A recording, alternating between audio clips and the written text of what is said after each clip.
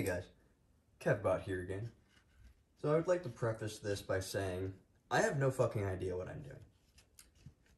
That being said, I'm going to go over some of the things that I've upgraded on this model. This is the same one as the one in the other video that I have. This is an HG P408 HUMVEE. So, as you can tell by looking at it, it's upgraded. It's not the same. It's got custom parts on it. And yeah. So, what did I do? Well, I'm glad you asked. First thing I did was I upgraded the tires and the wheels. I've got some custom beadlock wheels from Boom Racing. They weren't custom made for me, but you can mix and match the parts together and the colors and stuff. So I chose that, but they're custom beadlock wheels. I've got the Hydrax, Proline Hydra tires. These are the really sticky material. I forget, it's like the G8 compound, I think. And I have the two-stage foam inserts in there. I might take that out, actually, and put the regular soft foam back in there. I just don't think I need it. It performs amazingly with the tires already. So, got the tires, got the wheels. I also installed the Traxxas 400 servo in here. This is mainly why I'm convinced it's not strong enough, because on this vehicle, it just doesn't cut it sometimes. It just doesn't move the wheels.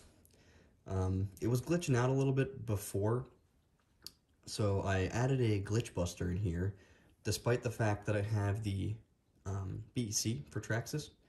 It was still glitching out, and I'm not really sure why, so I have a couple of troubleshooting steps to do there. And I'll get to that a little bit later, and I'll kind of explain how it's wired and what you guys think. Because, like I said, I don't really know what I'm doing, so I've kind of pieced this thing together throughout the last year, looking at videos and trying to figure out what will work with what. But I'm not an expert on it yet, so any input on that would be great. I'll circle back. I added a little model in here, which is Arnold. So, very fitting, because he loves Humvees, just like me. Now, this is obviously not a stock part. This is from the MRAP model. I bought this part separately, along with the smoke machine component, and I tubed it up, I wired it up, so this now pumps out exhaust, which is just awesome. So on top of the exhaust and the tires and the Traxxas BEC and servo for the steering, I also installed a Momba X brushless motor and ESC. The model number is I think it's the 0160. It's a 2400 kV motor, max RPM at 75,000. And the reason why I got that one was because, one, I don't really understand what I'm doing, and two, because it had the right shaft size. It's a 3.2 millimeter shaft that goes into the pinion gear, so the pinion gear only has a 3.2 millimeter bore, so I needed a motor with a shaft that was compatible, and this one happened to be it. It says that it's designed for two-wheel drive trucks or four-wheel drive trucks that are, short course trucks for at about 6.5 pounds. This weighs twice that, and it moves. So I don't know what I'm doing, but the motor doesn't have any problems making this thing go at all. It's really fast. Doesn't need to be as fast as it is. So in first gear, it probably goes faster in first gear than the other one that I have, the green one, goes in second gear. In second gear on a 3S LiPo, this thing will go about 30 to 35 miles an hour. Anyway, just like the other vehicle, I made it so that the lights are always on, because I fucking hate that shit. So, that's cool. I'm not going to go over the features on this thing. They're all the same. The door handles, the latches, all that's the same. In the front here, oh god, that was a disaster. So in the front, you've got a little winch. So I've wired up this little winch. I need to get a bumper for it, because I crushed the first one, because I'm an idiot. So, yeah. I really wanted that in there for effect, so I kind of just made one fit. The other thing that I did to this to make it perform better was I lifted it. So this chassis, it hangs down.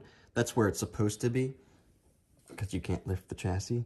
But I lifted the body up, you know, this far, so a centimeter. So it actually doesn't bottom out on stuff as easily. And then with these big ass tires, it almost has no trouble with basically any obstacle. So you'll see some running videos of it crawling over some rocks and having absolutely no trouble whatsoever. And they're big rocks. They're like, you know, this big, just kind of everywhere. And it's just like whoop, whoop, whoop, whoop, crawling right over it. No problems at all. So yeah, pretty cool thing. The stock one is totally fine. I was just tired of this thing bottoming out, and I have an obsession with making things ridiculous. So that's what I did to this thing. I made it ridiculous. So in the back, the only thing that I added in here is the smoke machine. I need to get some glue or some brackets or something so that I can actually put this up in here so that it's just kind of out of the way and you don't really see it as much. But it's a work in progress.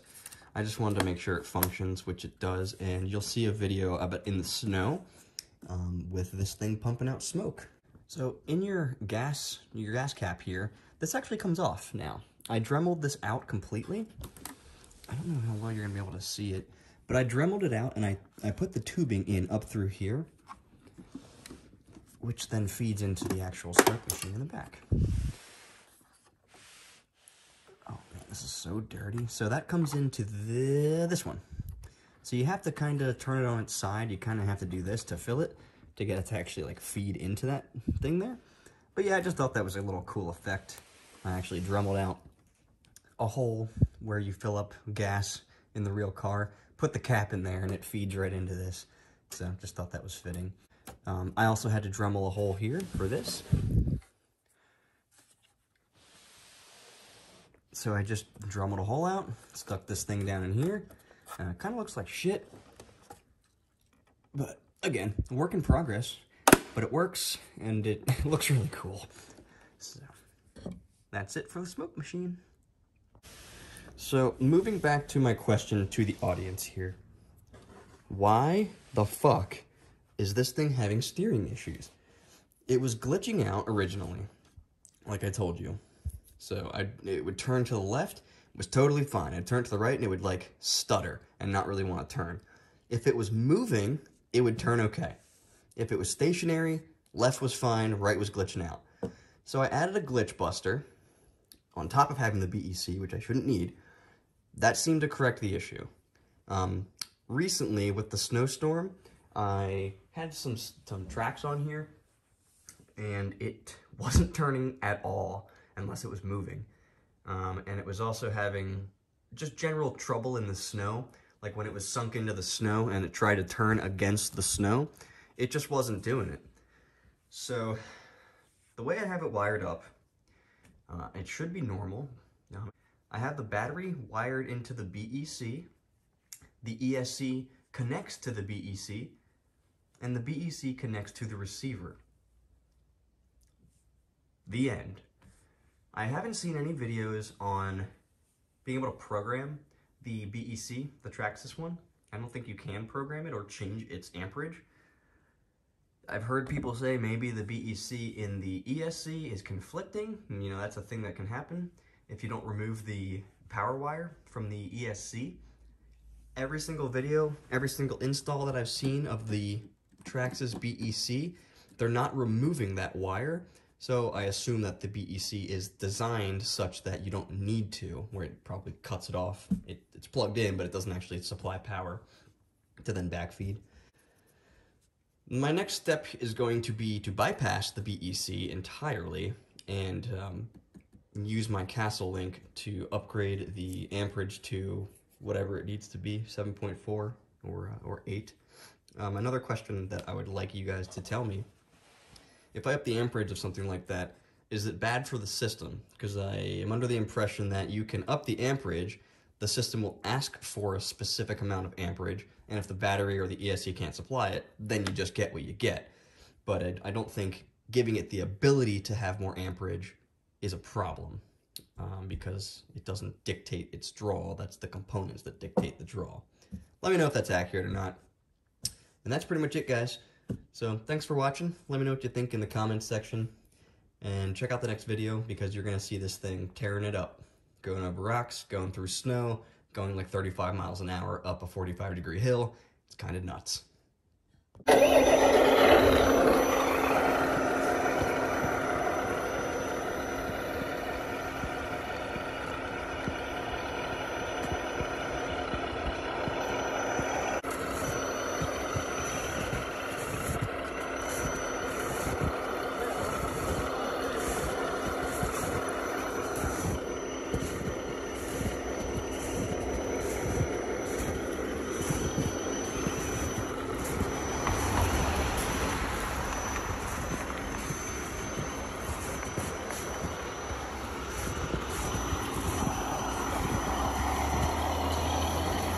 Yeah, that's no problem.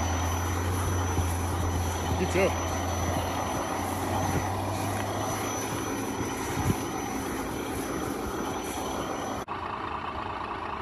We're good.